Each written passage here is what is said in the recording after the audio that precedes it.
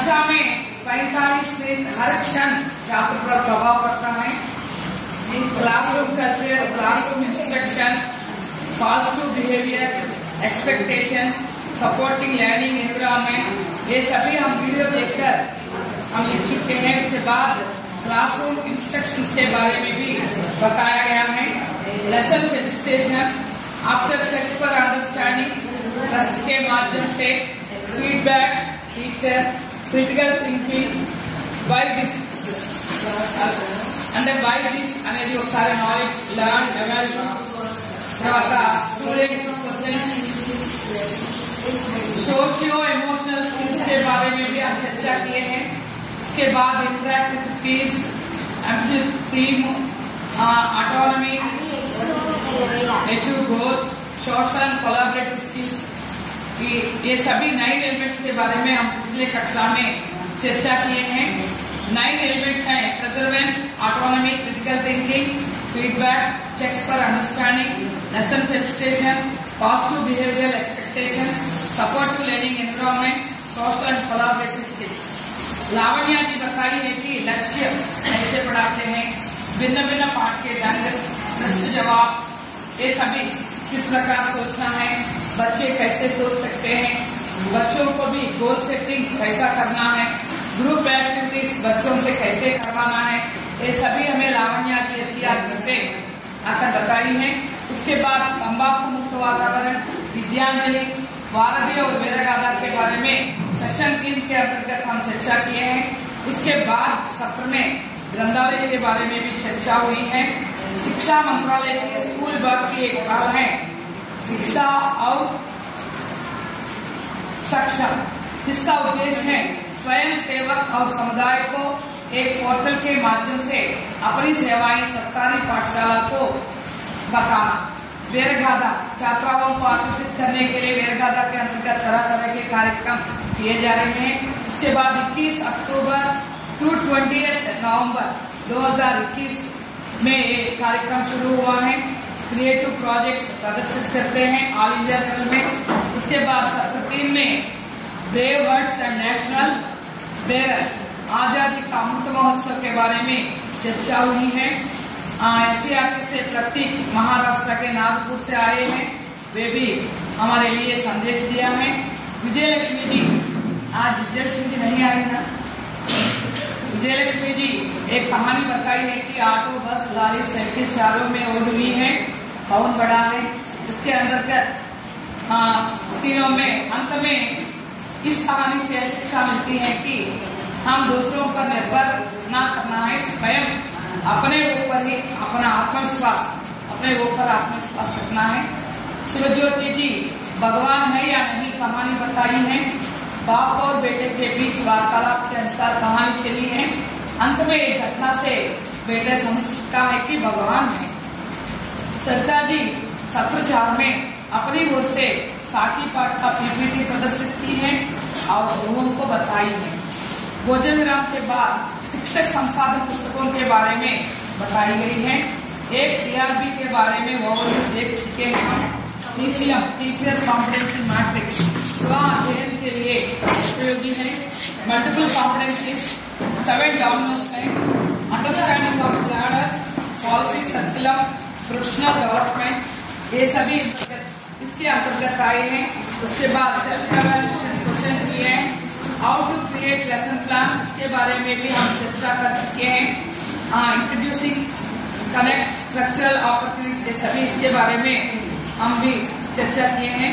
Introduction के बारे में, teacher learning process, teacher moderating, I do, guidance, practices, group work, independent అంటే हम हिंदी में छात्र और समूह, इंडिपेंडेंट, यू डू, ये सभी समराइज लेसन प्लान के अंतर्गत आए हैं।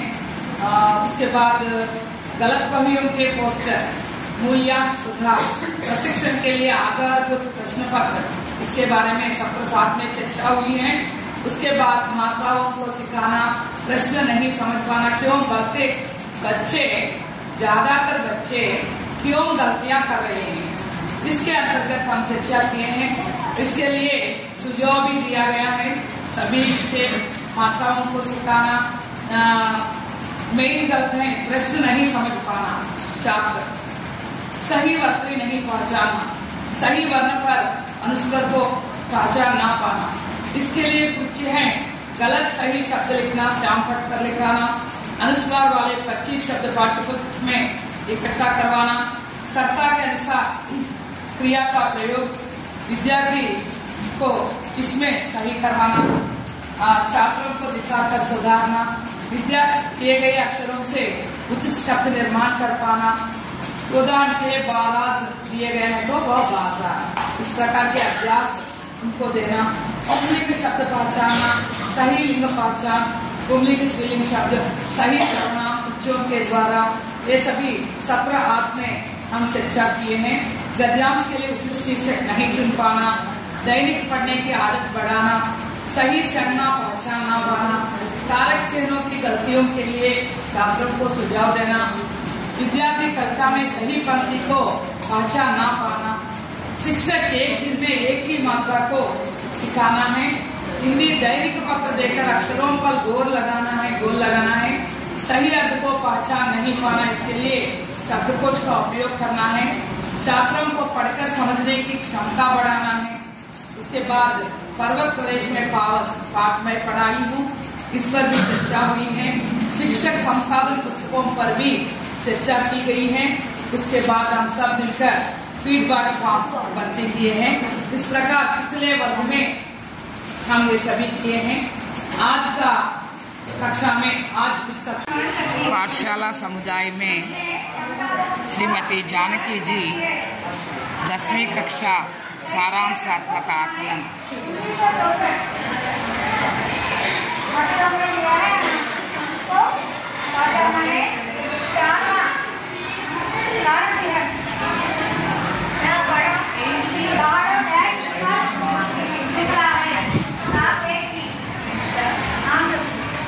सुबह शाम कंपनी बात में आते हैं। नमस्कार। जैसे कि ऐसे पढ़ना है, ऐसे ही पढ़ना है, बच्चों को 10वीं कक्षा तैयारी तो ग्रामीण होता है ना व्याकरण बड़ा जोर है, क्योंकि व्याकरण तो अंश बहुत छोटे हैं हमारे लिए। इसके पहले बार तक पढ़ना पड़ता। आजकल क्या हो गया कि एक ही उसी पाठ में जरा जोर देगा है, लेकिन तो ये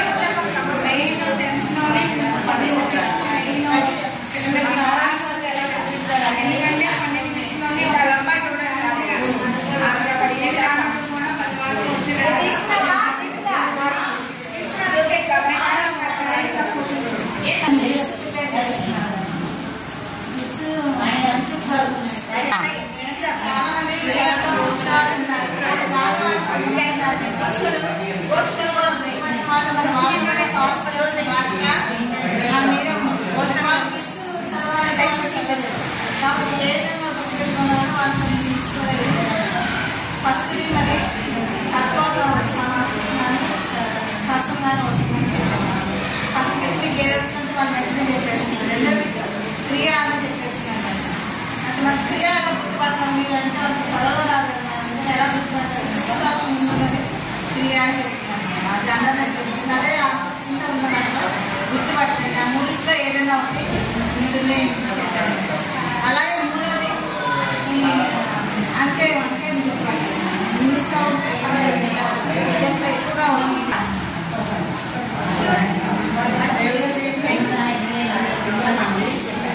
మేడం గారు ఒకసారి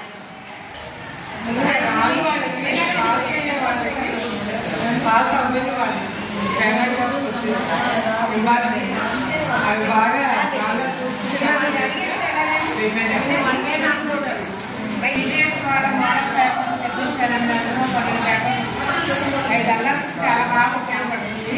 వాటిలో ఉన్నటువంటి పారాగ్రాఫ్ కోసం అక్షరాలు రాసుకోవడం కూడా చేసి పెట్టగలుగుతారు.